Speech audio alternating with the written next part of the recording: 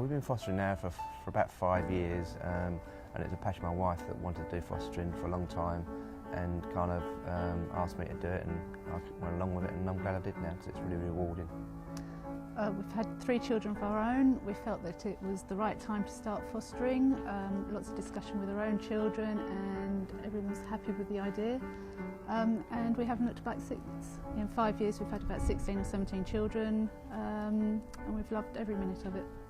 Well, my son has special needs, and we know it took a lot of hard work to bring him up, and we thought what we've learnt over the years we could give to someone else, some other child with special needs. We've actually been fostering this is our 19th year in fostering. We foster children with the most complex needs. The reason we carry on doing it is because we love what we do. We love watching the children grow. We've got a young man that's still living with us. He's going to be 20 next week with very complex needs, and we fostered him from 18 months old. We've also worked with families.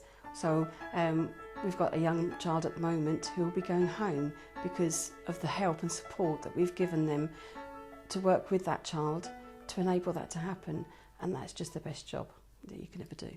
Children with disabilities have to work at everything so much harder, because something that you take for granted with any mainstream child, they've got to work so much harder to get there in the first place. Plus then they've also got problems with communication, not being able to say what they feel and what they mean, which leads to frustration, which leads to behaviour problems. The young man I've got with me now has been with me since he was 9 years old, diagnosed with severe autism. When he first came, he was a little waif of a boy, you know, tiny little thing, all his ribs showing, would only eat Marmite on toast.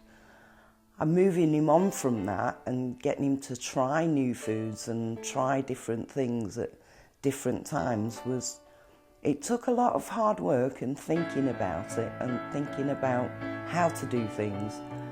Working with him, as he hasn't got communication, makes it a little bit more difficult, but we got there in the end, and he's happy, healthy, will eat anything you put in front of him, and he's 6'2", smiley and healthy. The qualities you're going to need to become a foster carer for children with disabilities is a good sense of humour, to be very organised, because you're going to be dealing with a lot of agencies, not just social care but education and health in quite detailed ways. And resilience would be another. As a couple we're quite resilient because the impact it has on you and your family is quite considerable, and but it's something we've learnt to deal with, so that resilience comes into it for me. And to be loving and patient. And you've got to be very inventive with children with disabilities and try and find ways of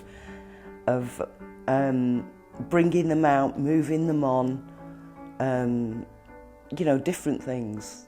And you've almost got to be a detective and think out of the box. If we wasn't fostering our present child at the moment, he would still be in hospital with all the needs he has, looking for a foster carer, and there are very few CWD foster carers. That's why there needs to be a lot more than there is now, just to get children like that into a stable, happy home. It doesn't matter if you have no experience of looking after children with disabilities. The training's there, the support's there, everything that needs to be put in place to help you look after the child will be given to you. As a carer, there's many different types of support for you. You've got your social worker is the #1 support, but there's also many different professionals involved around the child, and especially with a child with disabilities. For example, occupational therapists would come in and advise you about special seating, any adaptations you may need in your home to assist you to care for that child. So there are a number of different professionals available. There's also specialist healthcare task training that will be given if you are going to take a child that may need peg feeding or trachea care or any other healthcare task teams that a child with complex needs may come to you with. There's the training and support that you'll be given in those areas, and also to do training with other foster carers that also have children with complex needs.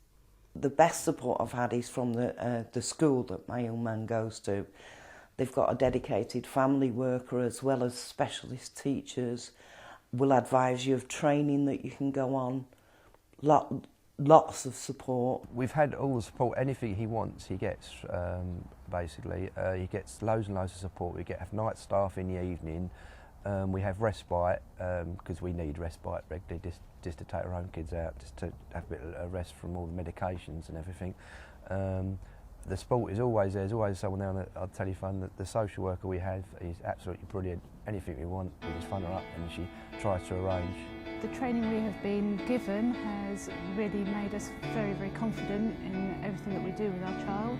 Taking him out is always such a pleasure because it's something he has never ever done for the first 2 years of his life. So it's always been nice to go out and about, be a normal family, the value of which is he's thriving, he's progressing. In the last 6 months, he is doing so much more than what he was doing before.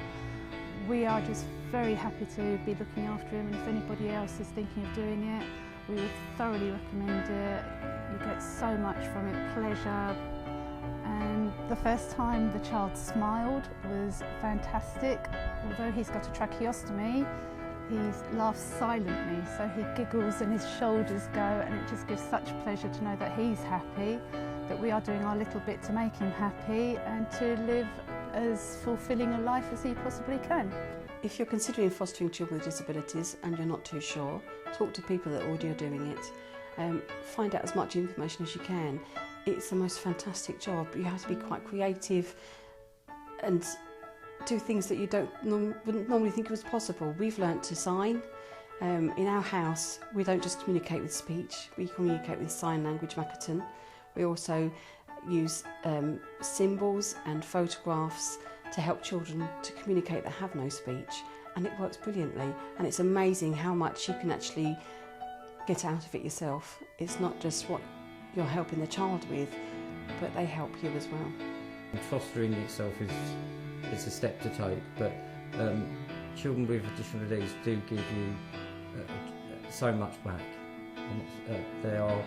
They need your love, support, just that little bit more possibly than another child, and you can get so much more from that, moving them on with them small skills. I couldn't imagine doing anything else. We learn so much from children with disabilities. We learn patience, but not only that, we learn a lot about ourselves doing it, and I just couldn't imagine doing anything else. So rewarding.